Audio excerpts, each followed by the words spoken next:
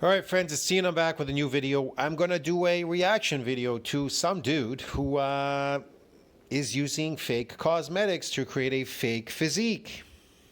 And I'll prove it's fake. Man, okay, anyway, so this chemical lifting slave, you want to call it whatever, cosmetic slave, says, what's his name? I don't even know his name, man. This Chase Irons. Okay, Chase Irons says it's another one of these crazy people. This Chase Irons dude says that peptide that's revolutionizing muscle building and fat loss. What the fuck, man? He says this thing called GLP will build muscle. What the fuck is he talking about? Nowhere in science can I find any GLP, dude. Let's hear what he has to say. What's going on, guys? Welcome back to the channel. If you are new here, my name is Chase Irons, and Off the bat, he has no hair on his head. And I don't know, he looks really young, and he looks very puffy. Okay. He has those round, bubbly shoulders, sarcoplasmic, off the bat. I am an avid steroid user. Surprise, surprise. There you go. Oh, surprise. He's an avid steroid user. Well, guess what? I got news for you. Steroids do not build muscles. Satellite cells build muscles, bro. Get it? And protein. That's what builds muscles. Yes. I can prove it. Today, I wanted to take a closer look at a peptide that I am extremely excited about, and I've been seeing incredible results from. And I want to... He took peptide. He got some incredible fake results. Yes, he does. He probably doesn't even know there's two types of muscle growth. Now, one is myofibrillar growth, which is based on satellite cells and protein. The other one is sarcoplasmic. It is not regulated by follistatin or myostatin or the fucking satellite cell or any fucking thing. All you have to do is eat a bunch of fake carbohydrates, which is not your diet, it's a behavior. Eat these drugs called carbohydrates. They're this artificial food, carbs, and they'll load in the muscle. Get it? They'll load in the muscle, bro, like crazy. Especially if you take steroids, they'll load in there like crazy even more. You understand me? A steroid is not a satellite cell. It cannot build muscles. It's really simple, dude. To discuss how I think that it can be incredibly beneficial in the world of bodybuilding in general. Yeah, in the world of fake bodybuilding, how it could be fucking crucial fucking to take this thing to fucking build these fake fucking muscles because they're so important. I seriously think that this... Why do you think these fuckers all get injured? They try to lift a heavy weight because, man, you're overloading your body with these plant genetics, these hormones, the plant genetics, which are very toxic to begin with, just like all the plants that are out there, fucking toxic as hell. Now you're injecting this toxicity. Anyway, so it gives you strength to lift this heavy weight. Because why? Because it binds with the androgen receptor, giving you maximum force production. That's what it does. Okay, dude? So there you go. Has the potential to just change the game completely. Yeah, okay, here, I'll explain this really quick, man. I'm going to go over this really fast.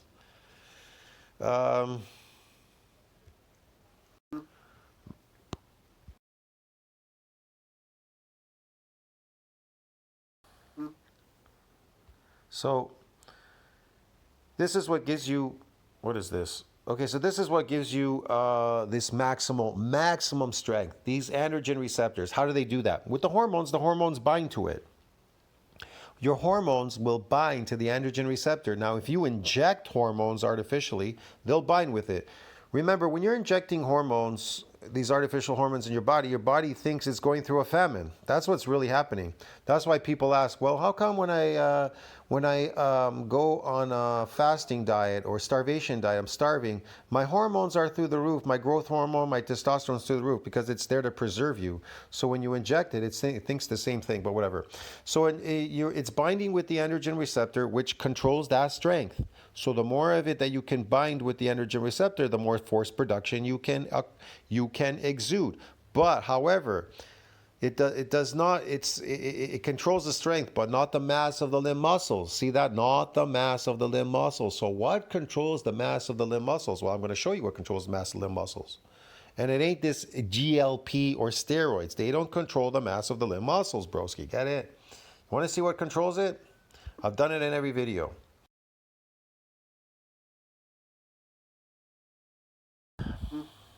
According to Singapore Medical Journal, This is what controls it. Myonuclear domain size limit. The satellite cell controls that.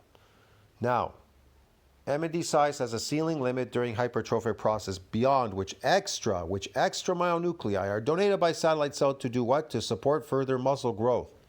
Now, when does that thing reach a ceiling limit? Like I've said previously in any video.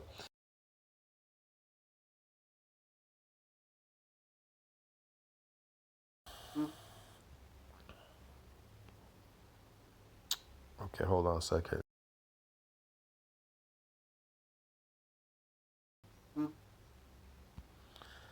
So you go in here, nuclei acquired by overload exercise. Okay, boom.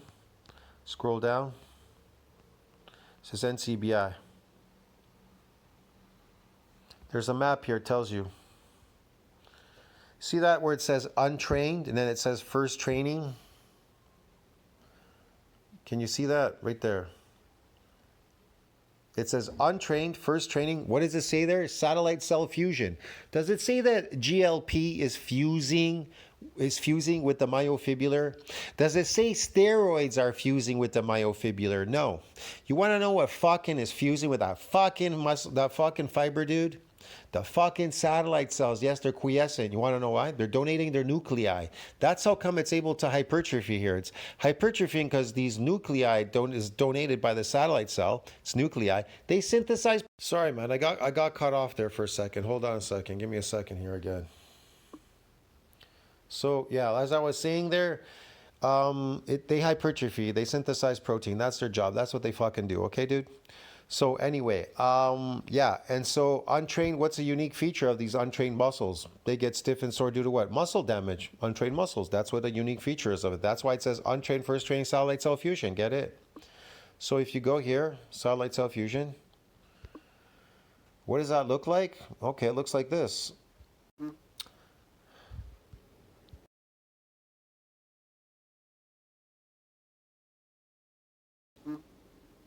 according to NCBI, while concentric contractions initiate movements, eccentric contractions slow or stop them. A unique feature of eccentric exercise is that untrained subjects become stiff and sore the day afterwards because of damage to muscle fibers. See that? They didn't say that fucking trained muscles get damaged. They said untrained muscles get it. See that? But then with a repeated bout, they don't get any more damage. According to Get Back to Sport, the repeated bout effect describes the phenomenon whereby the remodeling process attenuate the negative responses to a repeated bout of damaging exercise. Exactly. There ain't no more muscles with a repeated bout of exercise. It's protected. So you're not getting any more remodeling. The remodeling has attenuated. You understand me? Has attenuated, Dusky. You can even read it here, advances, and it tells you right here. Repeated bout effect, protective effect against what? Muscle damage from a single bout of eccentric exercise. There's no more damage. So what exactly is he fucking getting there? And I can keep going on and on and on. I can't explain everything to you, okay? Once they repair and remodel a lot stronger, they're resilient from further assaults. That's the whole point. So I'll explain one more. This one here. This is what trained people get, okay?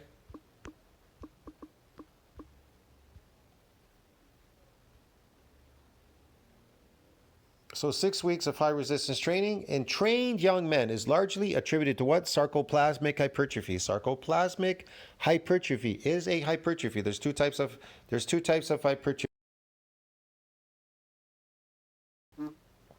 According to Medical News Today, muscular hypertrophy, or muscle growth, refers to an increase in muscle mass. There are two types of muscular hypertrophy: myofibrillar, which is an increase in myofibrils, and sarcoplasmic, which is an increase in muscle glycogen storage. That's right.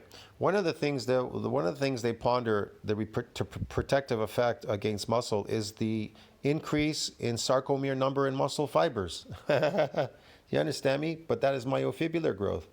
This is glycogen storage. Glycogen, sarcoplasmic, which is increased in muscle glycogen storage, broski. Get it?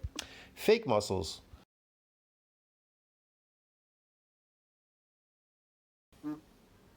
According to Body Transform Nutraceuticals, essentially, sarcoplasmic hypertrophy is a kind of artificial muscle growth. You're training the muscle for no other reason than to increase its size visually by increasing the amount of fluid it can hold, but you're not increasing the density of the muscle's fibers. Exactly. That's what this dude is getting.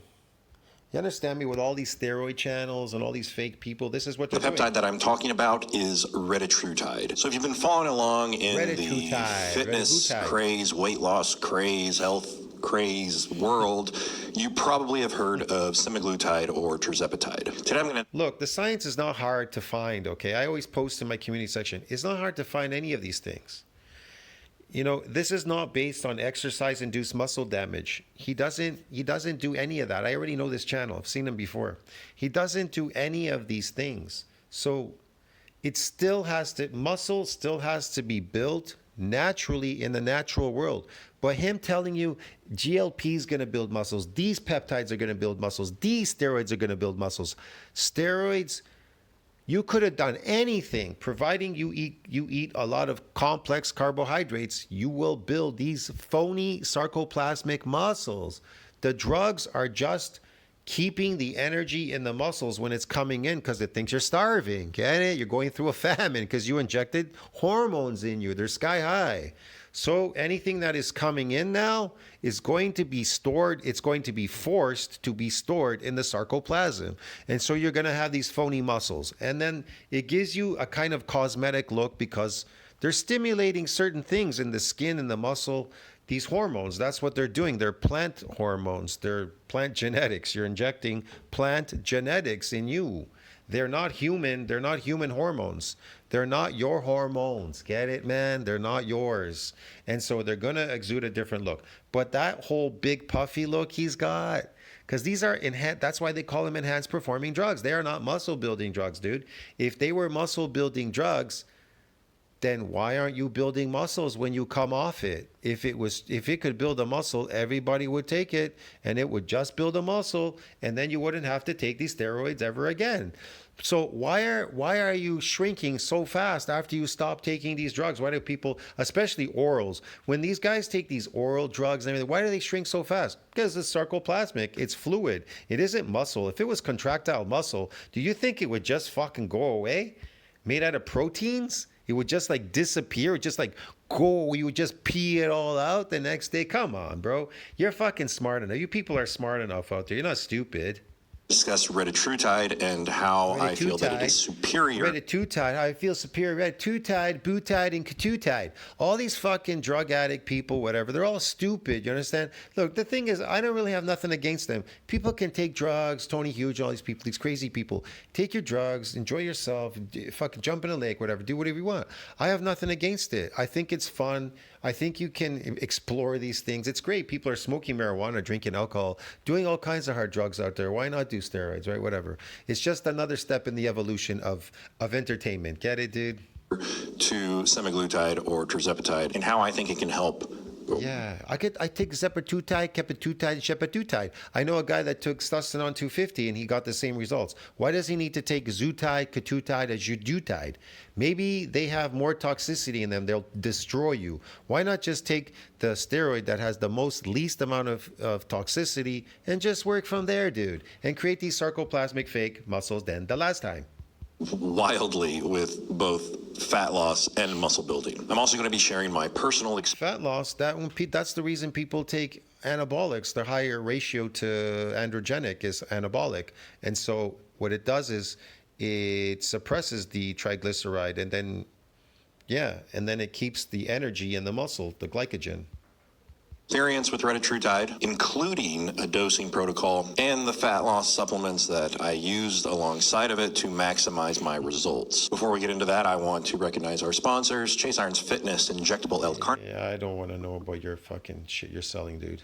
At my website, as well as Modern Amino. I don't want It's about, which for most people is nausea, especially if you take too much of it. And with nausea, There you go. It comes with all kinds of fucking side effects and whatever. usually comes with feeling like 48-week time span with using retatrutide dosed. Retatrutide, Going to retatrutide, keep your blood sugar level. all this garbage. There's steroids out there, very simple steroids that are not so harmful. You can take them and get this beautiful cosmetic look, dude. That's it. But you have to keep taking it because it's just retaining glycogen in your muscle. It's very toxic and it's bad for you. It's shit. It's shit, dude. Levels more stable. You're not going. They are not nuclei. They do not synthesize protein. They do not do a repair and a remodeling. They don't damage your muscles for you. And muscles have a nuclear domain size limit during hypertrophic process. It still works the way it does in a natural. I gotta go, man. There's nothing more for me to say in this video. I'll see you in the next one. Tell me what you think about that. Like, subscribe, support the channel.